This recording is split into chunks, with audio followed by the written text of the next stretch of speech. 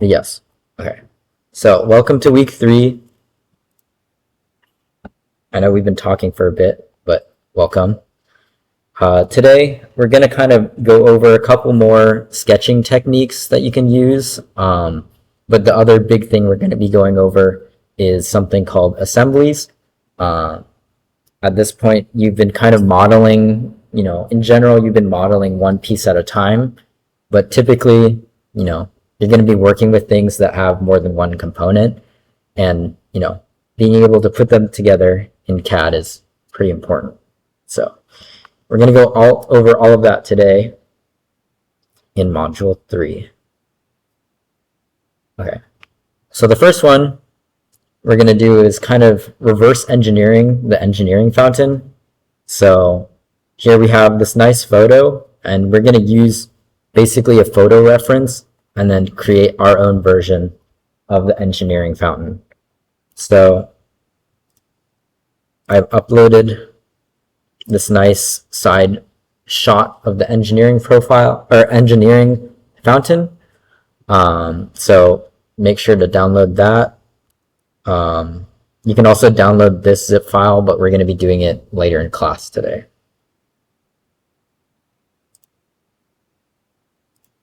So I'm going to create a new design here. And then I'll start inserting stuff. Okay, raise your hand if you haven't downloaded it yet. Okay, I'll give like everyone a couple minutes or something, or a minute or two.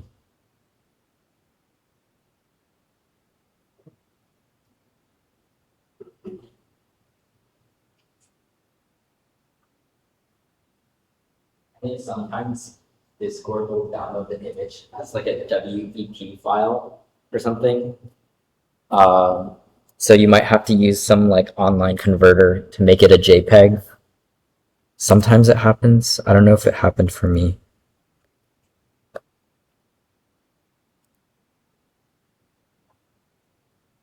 Okay, no, mine's a JPEG.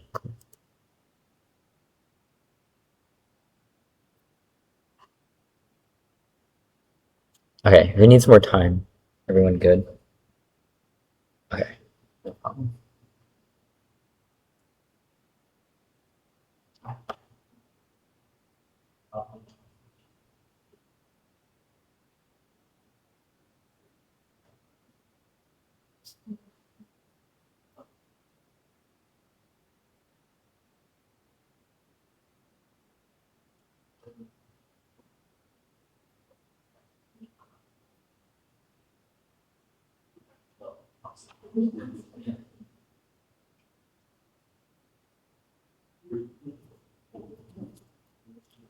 Okay, so assuming everyone has the JPEG now, you can open a new design here.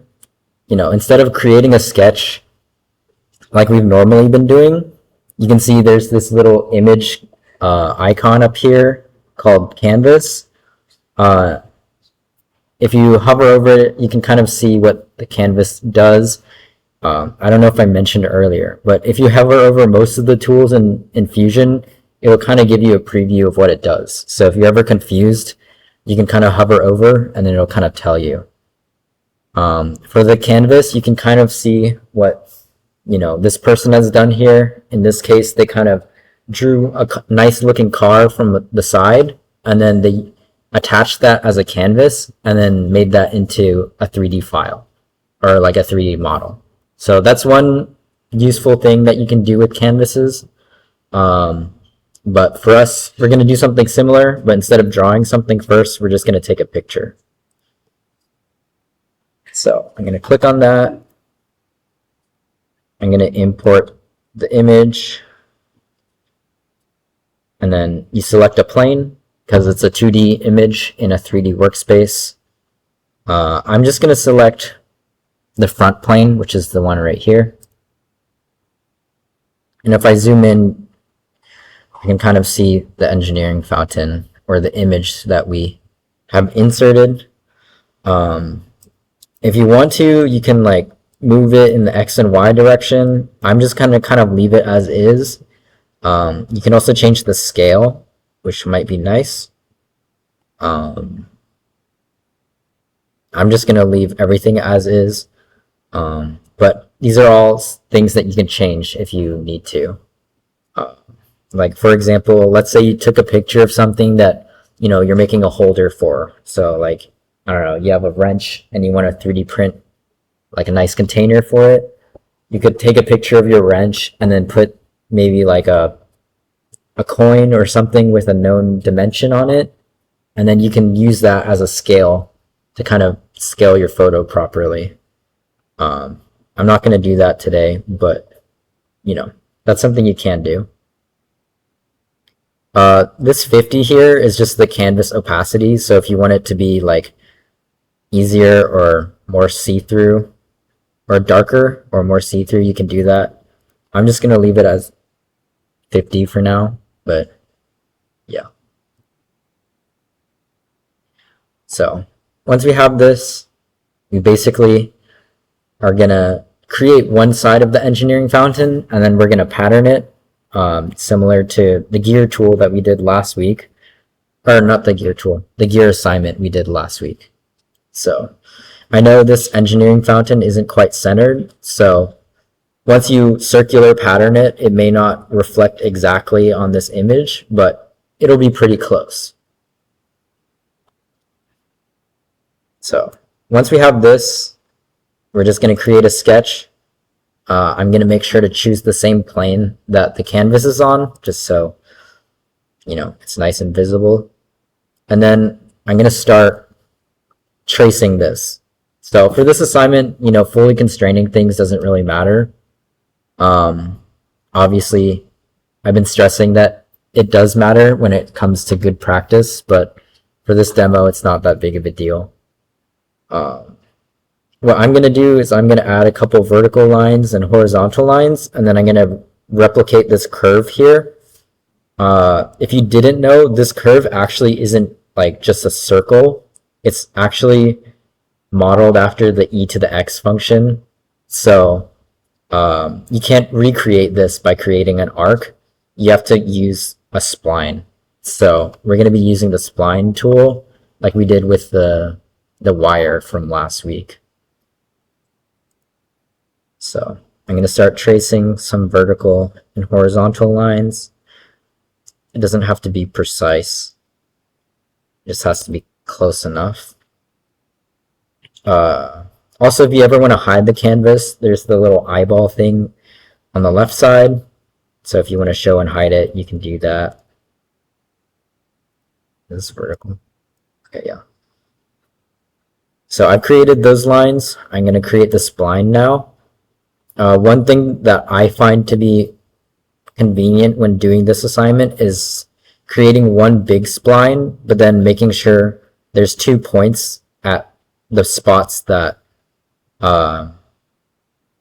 it kind of has this gap. So I'm going to create a spline, and I'm going to click my way down. I'm going to make sure I click here along with here. And then I'm going to continue going to the bottom. Oops.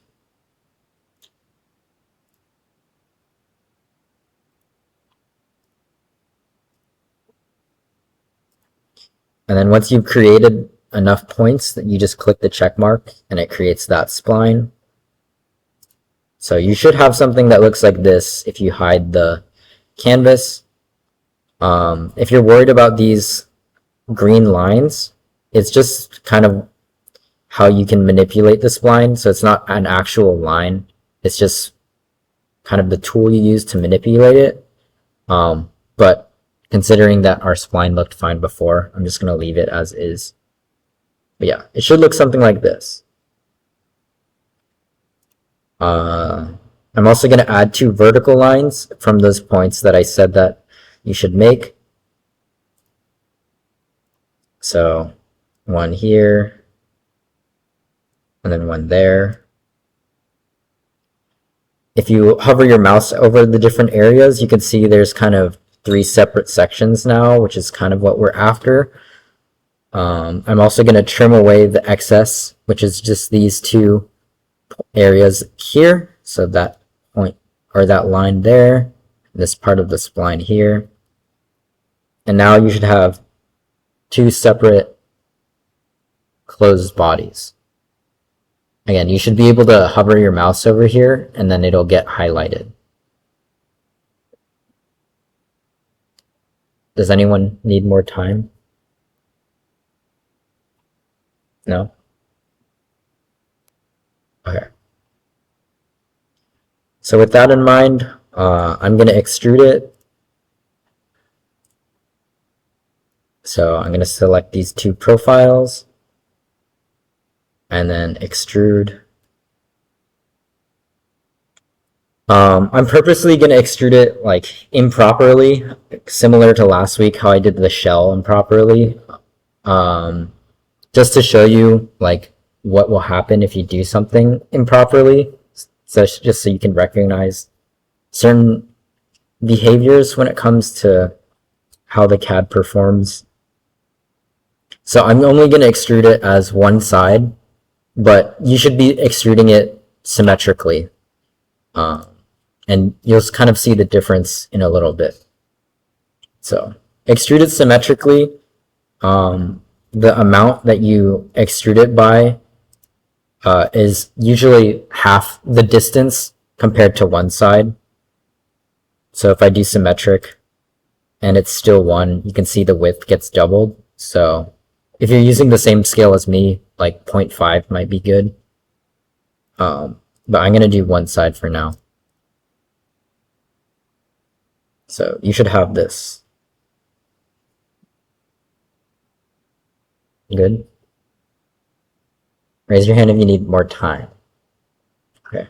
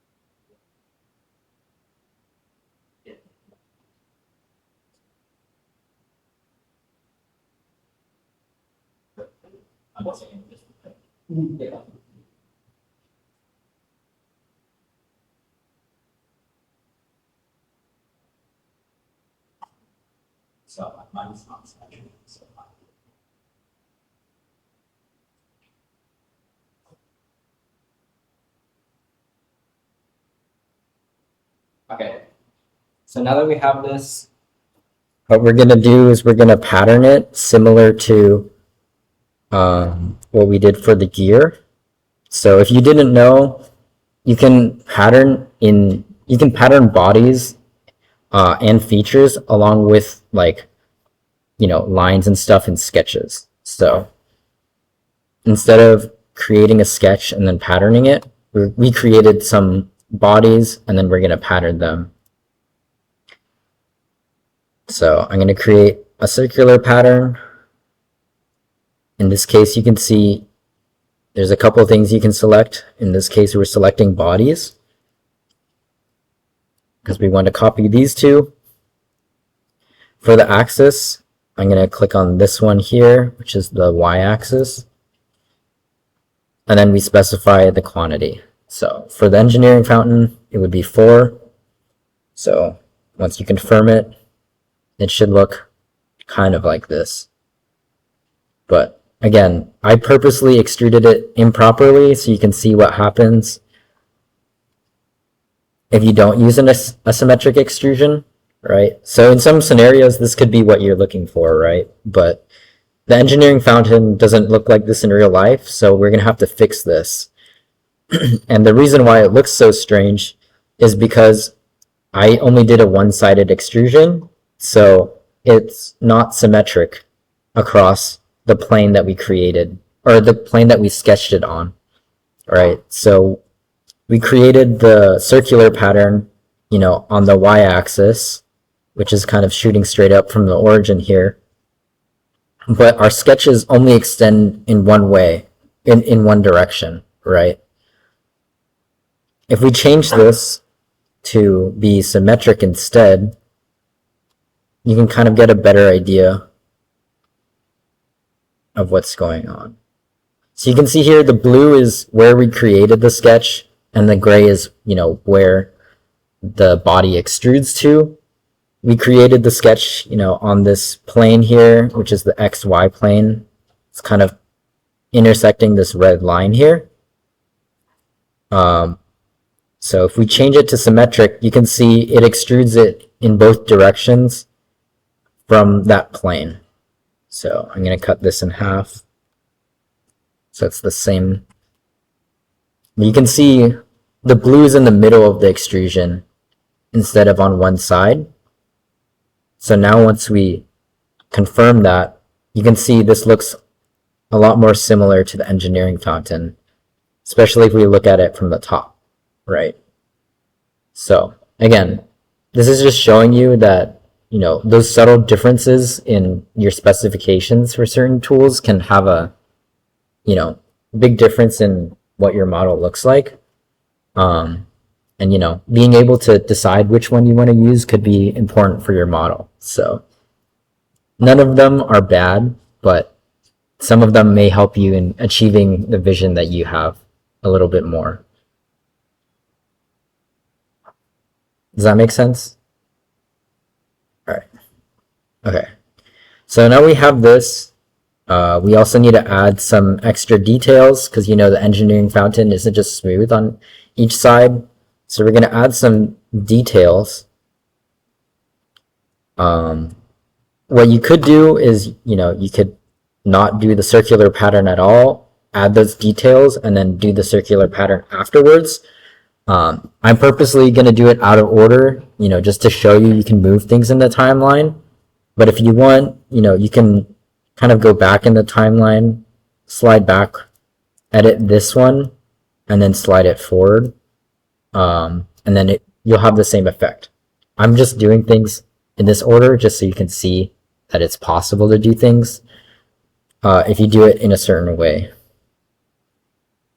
So because we have this pattern, if I click on it, you can see these three are the ones that we pattern. But I want to add the detail to the original one. So I'm going to edit this one, the one that's not highlighted blue, when I click on the pattern. And what I'm going to do, I'm going to add a detail on one side. I'm going to mirror the detail onto the other side. And then I'm going to drag the pattern to happen after I created those details, right? So typically, you know, I wouldn't CAD in this way. I would probably do this pattern last, but I'm just showing you that you can do things out of order if you do it properly. So I'm going to make sure, again, I select this gray one and not the blue ones. I'm going to create a sketch. I'm going to show the canvas again to kind of give me an idea of what this detail is going to look like. And then I'm also going to project these surfaces onto the new sketch. So we talked about projecting a little bit last week. I'm going to project again. So again, that's taking existing geometry and bringing it into the current sketch. So, you know, I want to use these faces as a foundation for the sketch I'm creating. So I'm going to press P, is going to allow me to project certain things. So I'm going to click on these two faces. And then when I confirm it, I'm going to hide the canvas and the bodies just so you can see. You can see all these nice purpley lines creating an exact replica of, you know, this extrusion that we made. So I'm going to build off of this and add details. So if I show the canvas, you can see there's these kind of squiggly lines. I'm going to recreate that, but you're welcome to create your own details.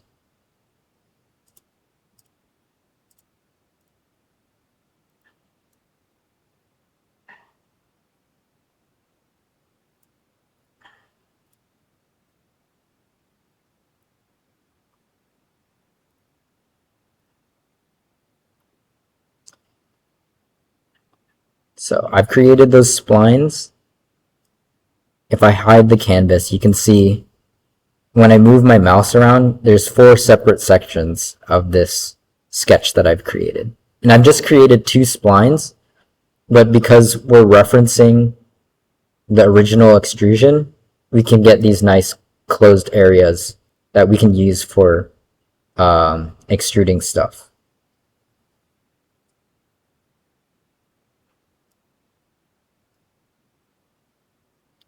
So raise your hand if you need more time.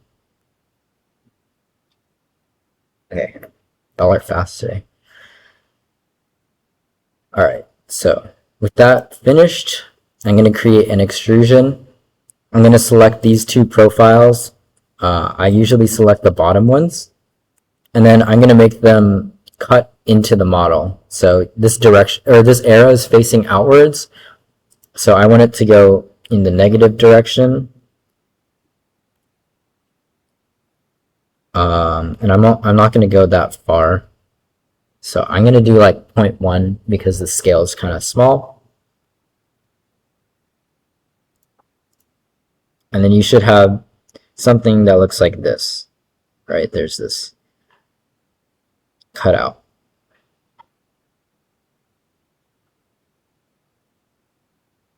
Does that make sense?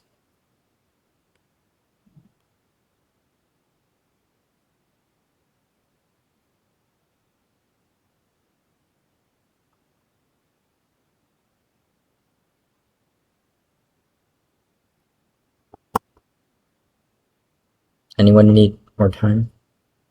No?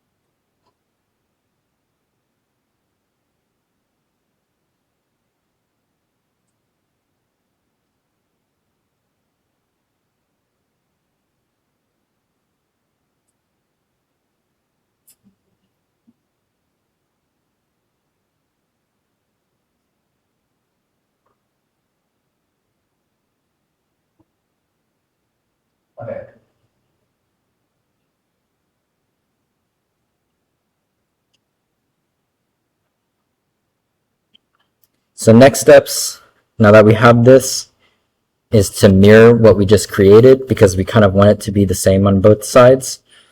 And again, similar to the circular pattern feature, you can create mirrors outside of sketches. So I'm going to create a mirror. Instead of bodies, in this case, I'm going to select feature.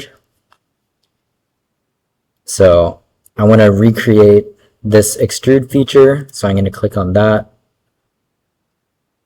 It's going to ask me for the mirror plane. And it's kind of convenient for us because we made a symmetric extrusion. So if we just select the original plane that we created our initial sketch on and confirm it, it should do exactly the same thing on the other side. So that's an advantage for using a symmetric extrusion. Like a lot of the times I might be making really boxy things, and it might be nice having a plane going down the middle, right? Instead of having to create, a mid plane by clicking on both of the outside faces, if you just use a symmetric extrusion from the start, it might save you a little bit of time, and it might make your timeline a little bit cleaner. So again, it's a preference thing. Sometimes I like it. In this case, I find it to be pretty useful. But there's definitely other scenarios where it might be good as well.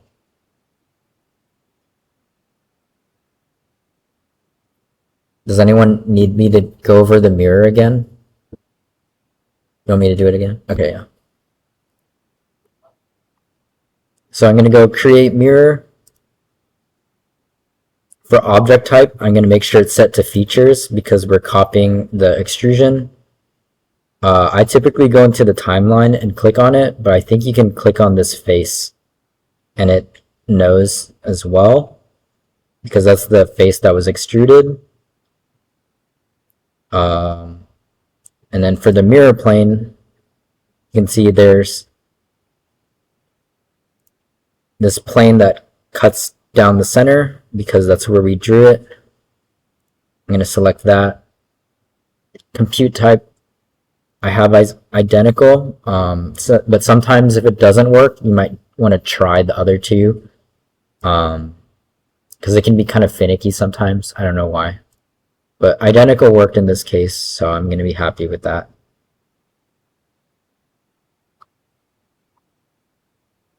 But once you've done that, if you did it in the order that I did it, you can see that only these details have been applied to the original one we've created, and all the other ones that we patterned, have no detail. But if we change the order by moving the pattern to happen after all of these things, if it lets me, there we go, then all of those details get applied to the pattern because we're copying the body. But this only will work if you created these details on the original body, right? If you ended up making it on one of the pattern bodies on accident, then you'll have created a dependency, right? Because those extrusions would have to exist those extrusions can only exist if those patterns existed, right? So if you did that on accident, I'm sorry, but again, making sure you're modifying the original body might give you the optionality to, move things around in the future. So that can be useful. It's a very small nitpicky thing.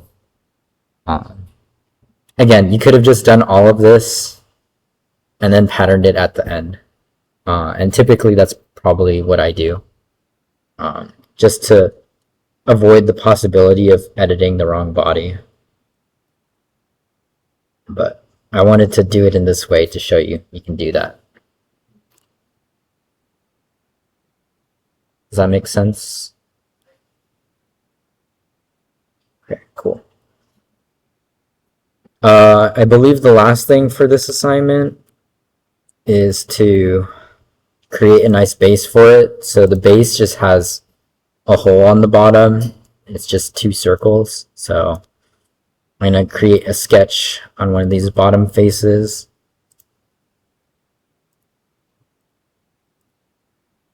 I'm going to do two circles here.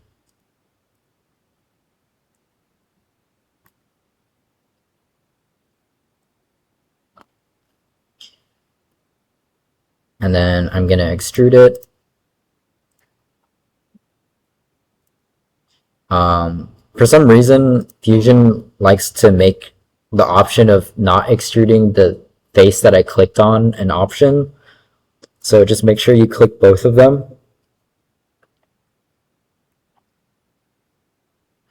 But with that, you should have a nice engineering fountain.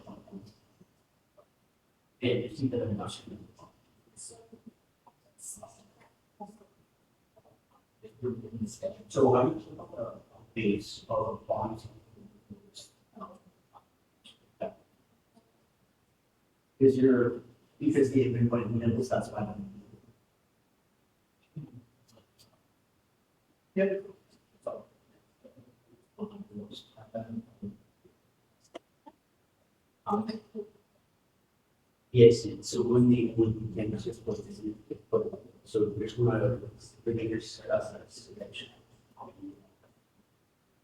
But when you can follow off that, which the order should still be something.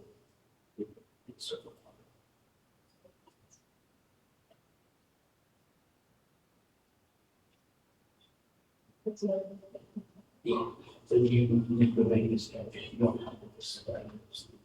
It's like, I was like. Yeah. The order should still be solid, the whole one piece of right? It's not designated. Yeah. It's a little awesome.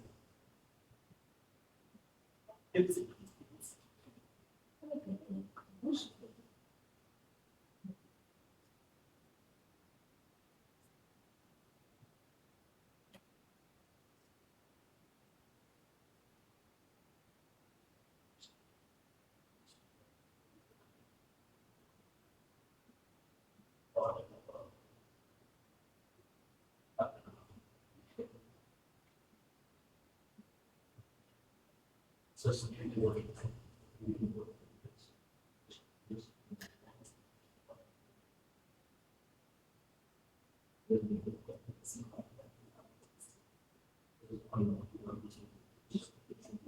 Yeah. Yes.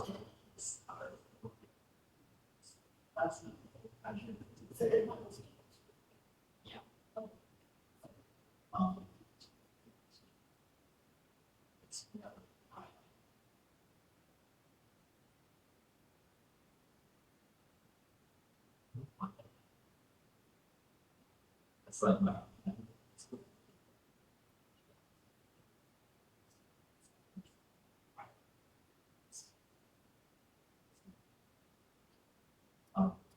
I think basically it's possible.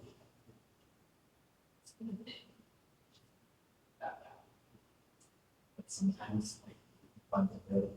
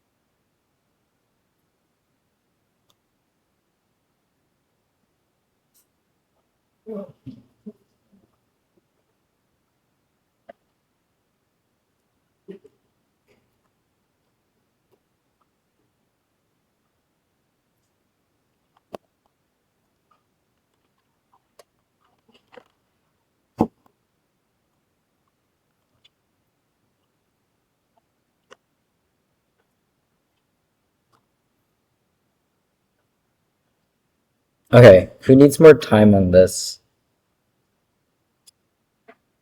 All right, okay, I guess we're chilling. I'm gonna save this real quick.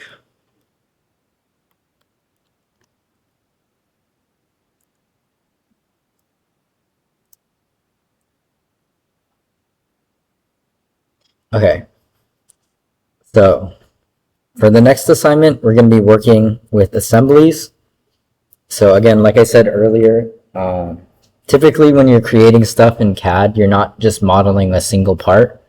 You typically want things, multiple things to be working together to create your final product, right? You know, cars and stuff are made of hundreds of thousands of components. You know, even if something as simple as, you know, the chair you're sitting on definitely has more than one part, right? So one of the things that we like to do when we CAD stuff is assembling them virtually, just so we make sure everything's going to fit well before we go make it, right? Obviously, there's some circumstances where it might assemble well in CAD, but it may not assemble well in real life. And that's one of the things that us as designers should keep in mind. So I don't know if you did something called FRC, which is like a robotics thing that I did in high school. But I was on the more of the build side, so I was making stuff. But then my teammates would design things, and in the CAD it looks great.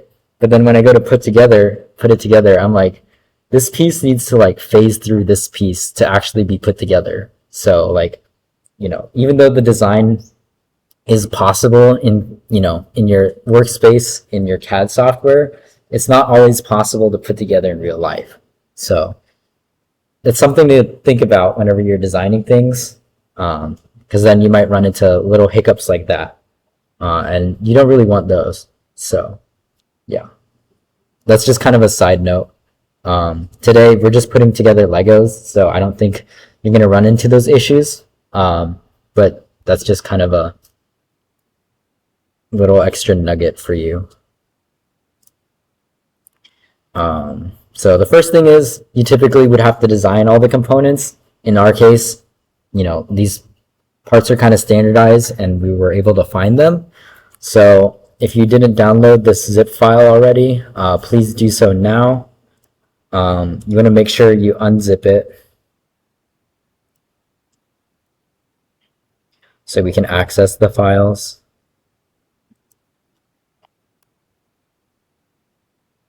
So you'll have a bunch of Fusion files here. You're going to want to go into Fusion, open your data panel, and then find, a spot where you want it to be.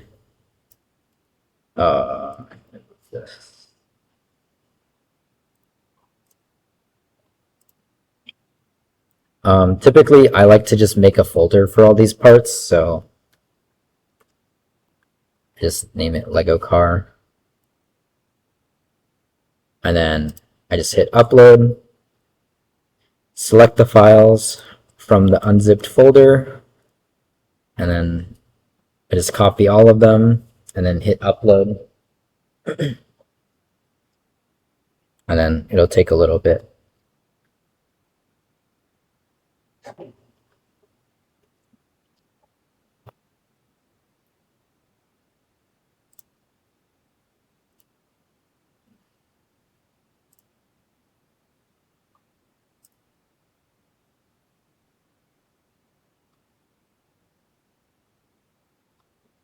Okay. Everyone good here? No one's having trouble getting the files, I assume?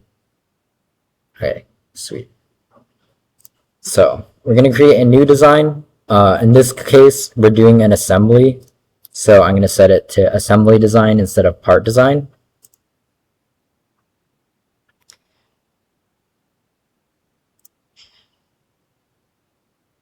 Great.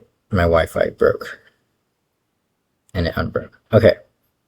So the first thing I typically do when I create my assembly files, I forget if this is the case or if it's still the case, but in the past, you weren't allowed to insert parts into your design unless you saved it first. So I've just kind of gotten into the habit of saving it as soon as I open an assembly file.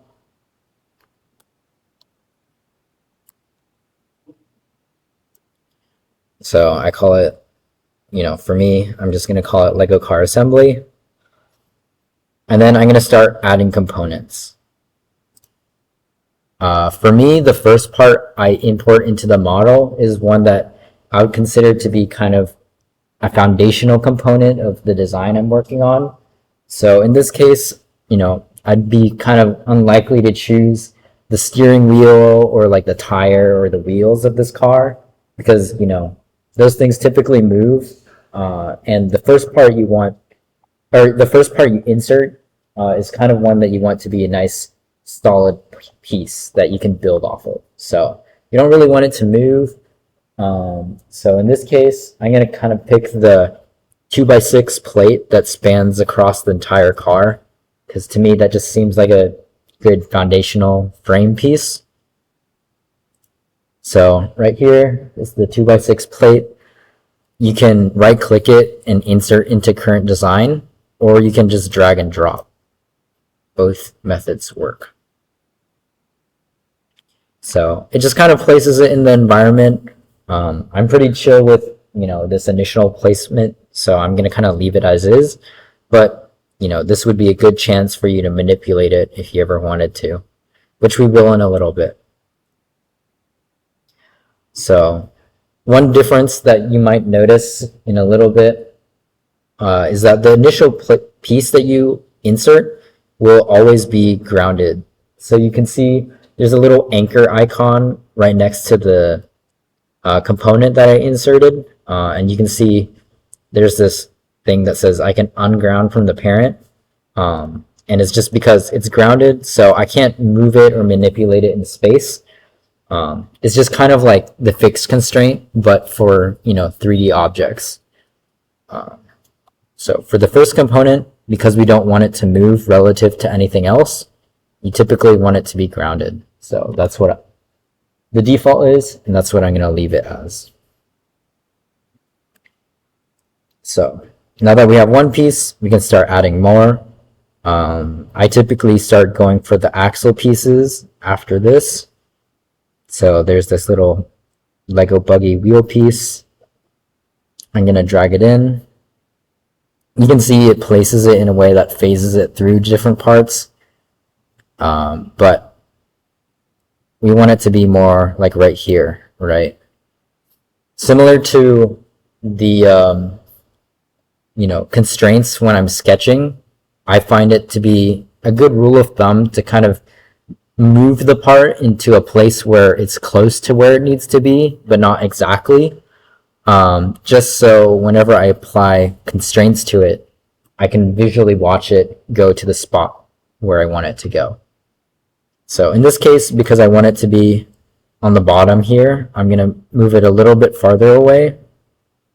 But its orientation is kind of in the way I want it to be. So it will make Fusion's job a little bit easier. So I'm going to confirm this.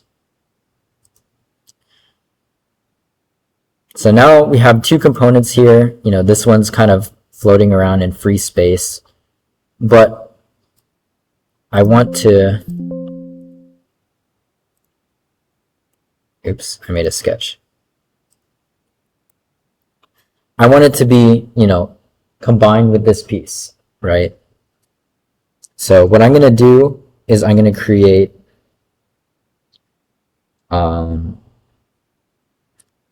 they always keep on changing this. I'm going to create a joint, right? So over here, there's this joint tool. And for me, I like to select multiple places. Oh wait, no, this is the old tool. They keep on changing it. It's kind of annoying.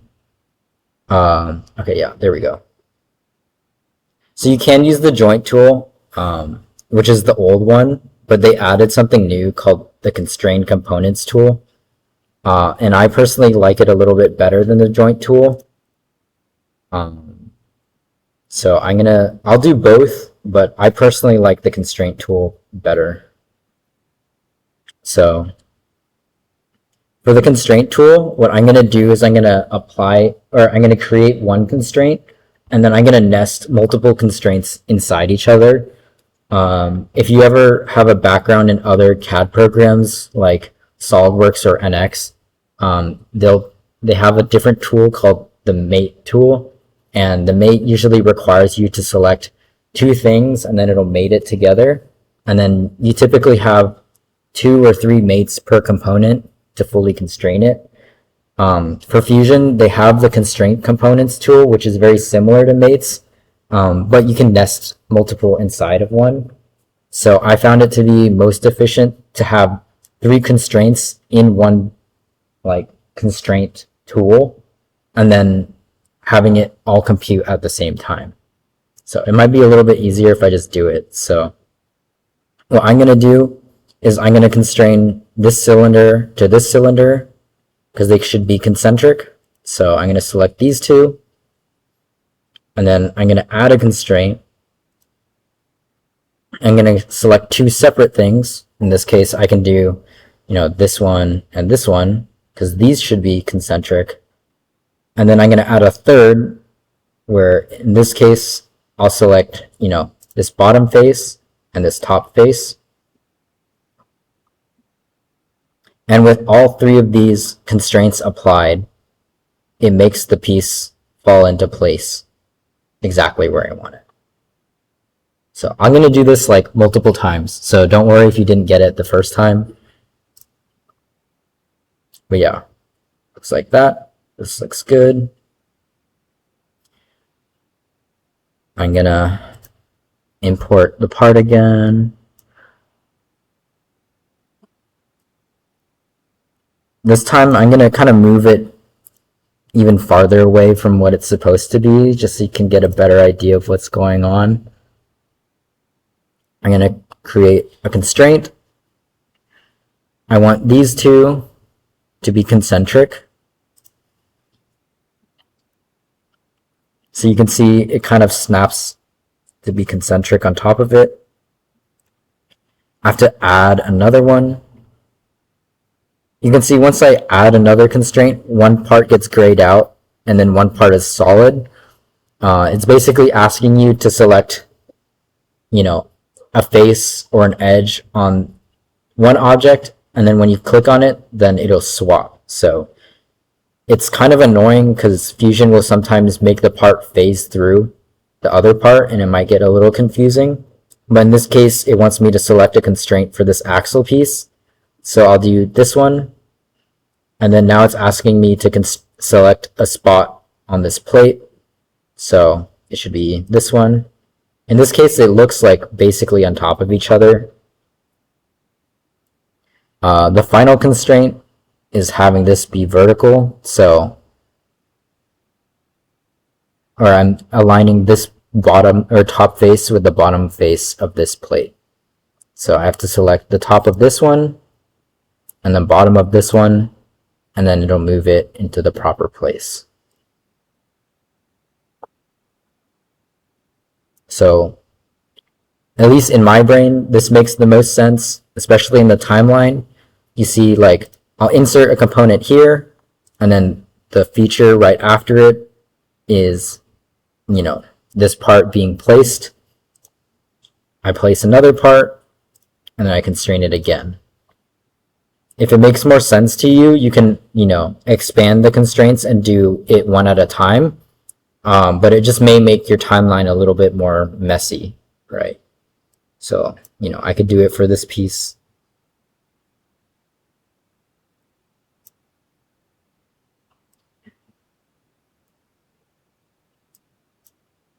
Right, so again, I could do like this one and this one, and then add another constraint, and then do that one and this one. And then for the last one, I could do that one and this one. And it achieves the same thing, but then in the timeline, there's 3 of them instead of just 1. So personally, I like to just nest them by adding more constraints with the plus button.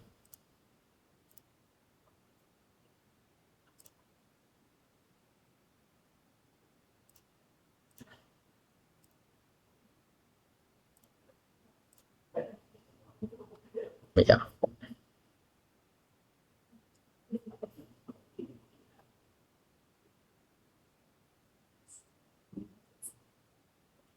Does this make sense to everyone? Yes? Okay. Well, I'm going to just keep on doing them so you can maybe get a better idea of what's going on.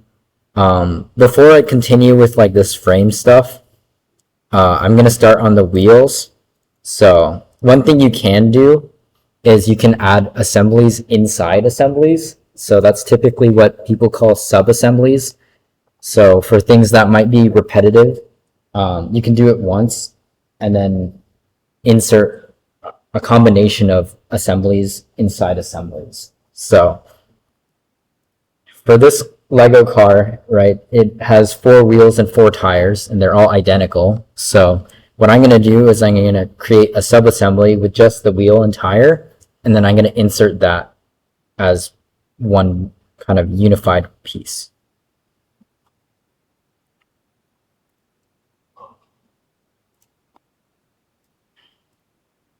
So I'm going to create a new assembly.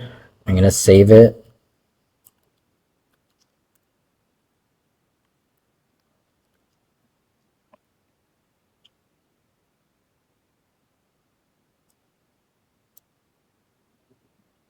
I'm going to add this wheel. I'm going to add this tire.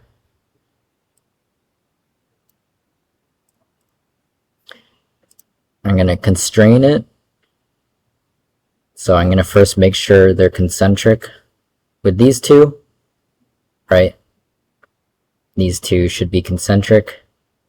For the wheel and tire, it's really, really close, but the wheel itself is just ever so slightly wider than the tire. So personally, I like centering the tire on the wheel. So there's this nice feature that Fusion has called center, and it allows you to select either 2 faces or 1 face. So for 2 faces, it basically creates a midplane, and then it'll constrain to that midplane. So, because it allows me to do 2 faces twice, it basically creates 2 midplanes that center this tire on the wheel. So I could select that, and then this outside, and that. And when I do that, it constrains this tire.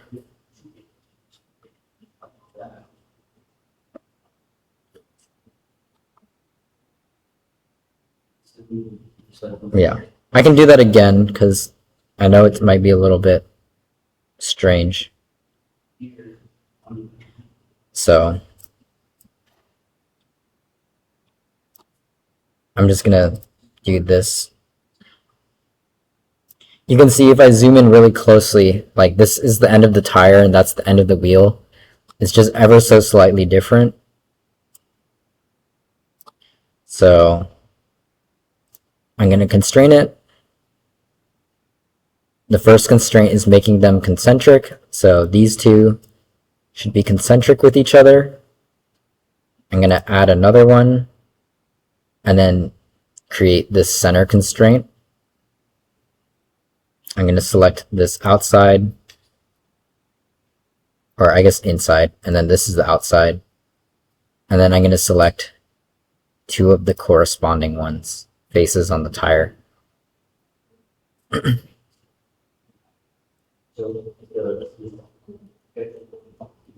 So yeah, this looks good to me.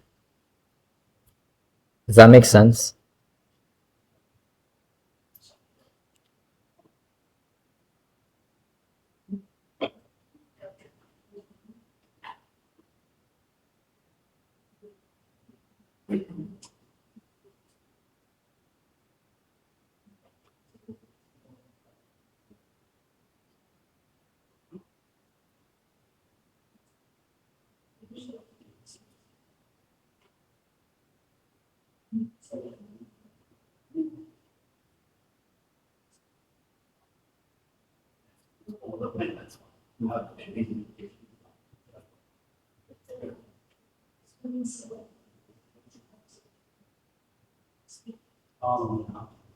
Yes.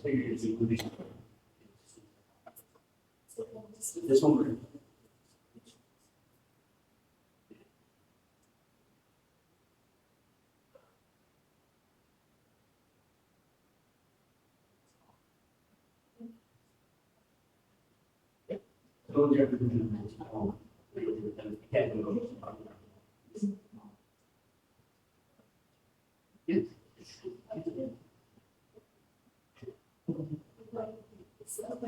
Um, so there's something.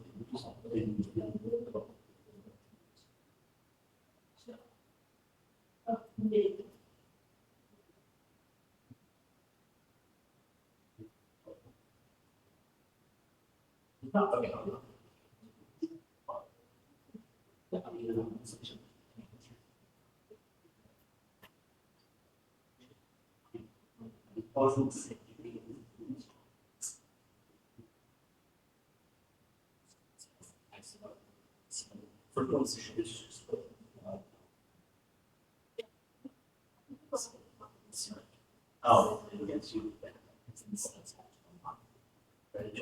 Definitely the being. Yes, it's.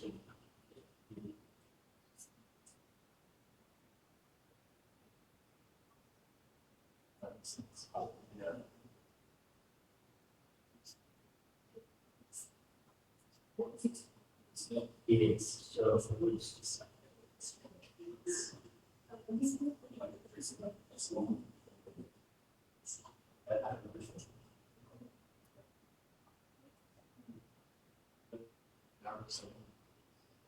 Yeah, so.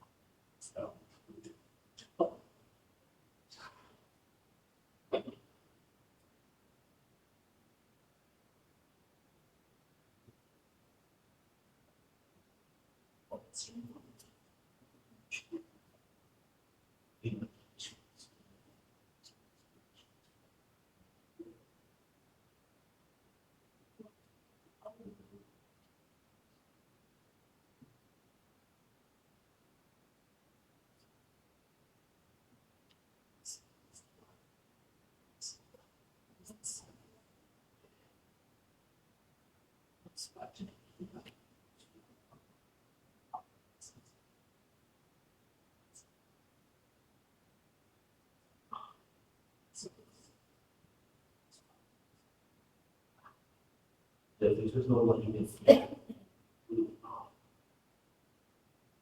That's.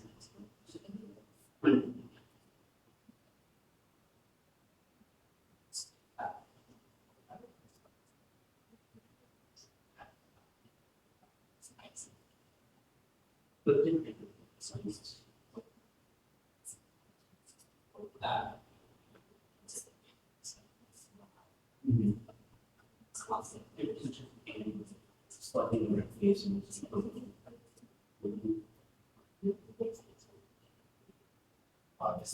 yeah, it's good. That's.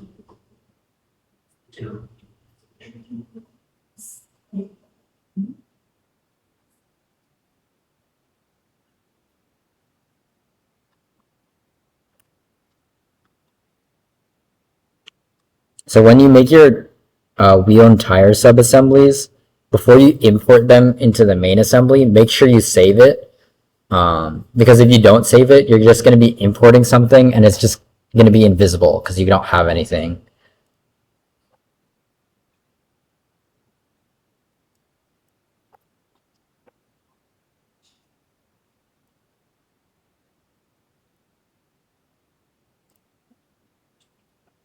You know, also.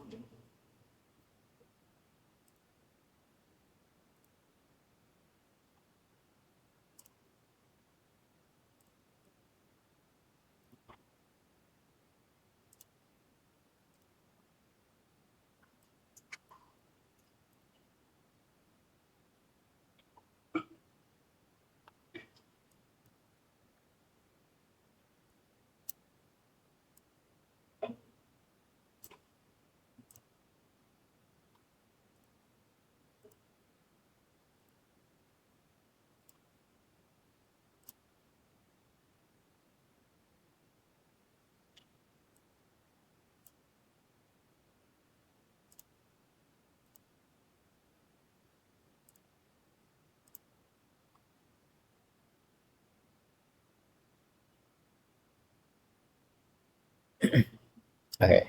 Does anyone have like confusion on like a certain part that they want me to add into the assembly?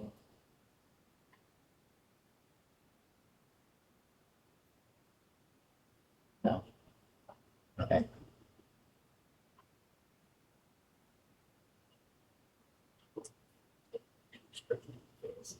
Okay, no, they keep on changing it. So it's still not the same. So I was like, this doesn't look. No, I remember it looking. Because they keep on changing it. I just They snapshot them. Let's redo what you want again. It's like, because they clicked on joint first. Right? yeah. I was the joint left and now they need to do constraint first, but the joint is the one thing for the side of the table.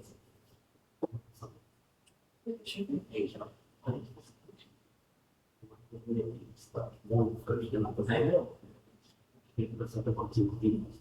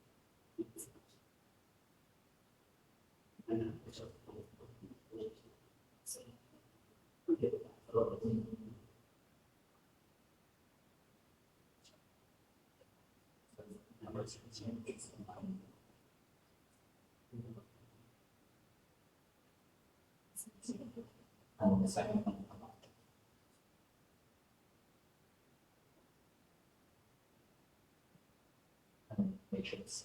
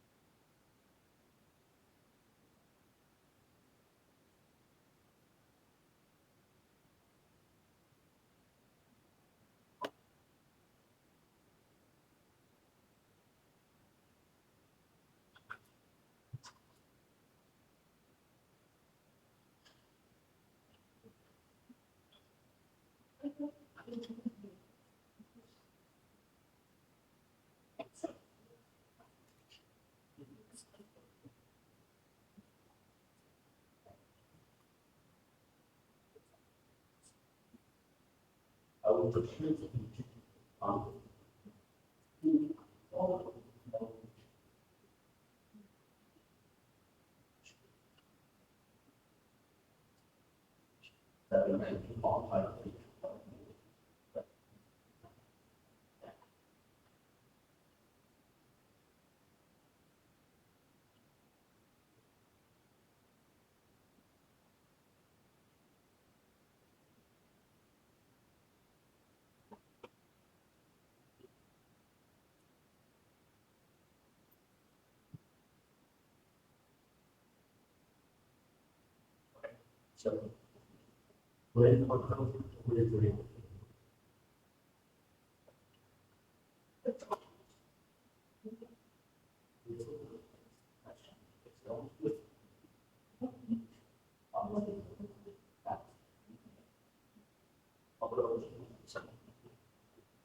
see, so.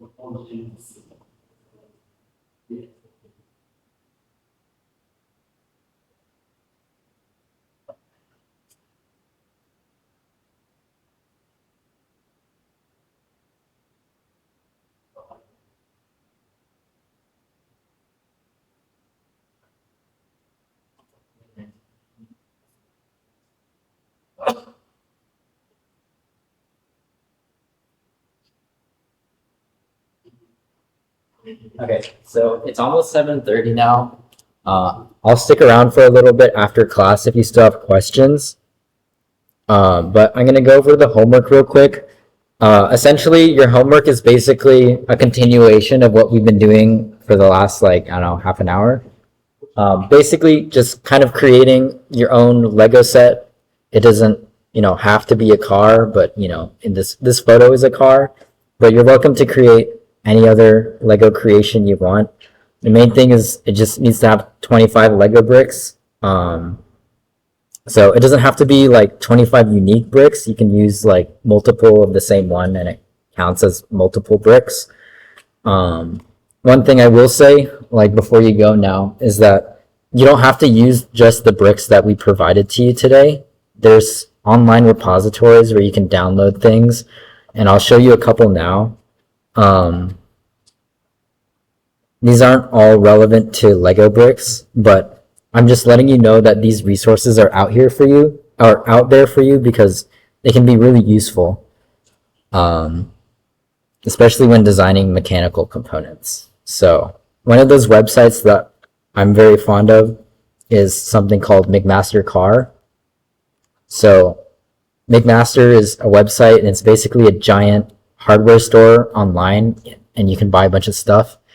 You can also buy really weird things like candy and like stop signs, which is kind of funny. But one of the useful things about McMaster is that you can download their hardware and use it in your designs. So, most bolts and nuts are standardized. So, you can find almost anything that you're looking for, like M3 socket head cap screw, bunch of different lengths and all that stuff. And then you can see here there's a CAD download. Typically, you would select 3D step. You can download it and then like upload it to your Fusion drive and use that in your designs. Obviously, they don't really have Lego pieces on here, but McMaster's is good for hardware. I think they can be pretty good for bearings too. So I can't spell. But if you're like looking for ball bearings for your projects, McMaster is a pretty good reference to have. Again, especially because bearings are pretty standardized, you don't want to waste your time CADing a bearing that already exists. So this is nice. Another website that you might use is something called GrabCAD Library. So you can see here, people upload a bunch of different things all the time on GrabCAD. And you can typically find random stuff like Lego. So if I type in Lego, we'll have some pieces pop up, right? There's this brick here. I'm sure there's a bunch of other stuff in here as well. I'll send some links later for more like Lego centric stuff. But online repositories can be your friend when you're going to model things, especially when you're modeling with standardized components. You don't want to waste your time, measuring a power supply or like measuring bearings when you can just look it up and download it instead of having to CAD all of them. So definitely, if you're ever, designing and making stuff outside of class and you need to have, components that exist already, I would just Google it to see if there's a 3D model, because that just saves a lot of time. So yeah. I'll find some more links and send it to you all. But that's basically all I have for today. We'll all see you next week. I'll be here for a little bit after class to answer any questions. But yeah, if not, We will see you later.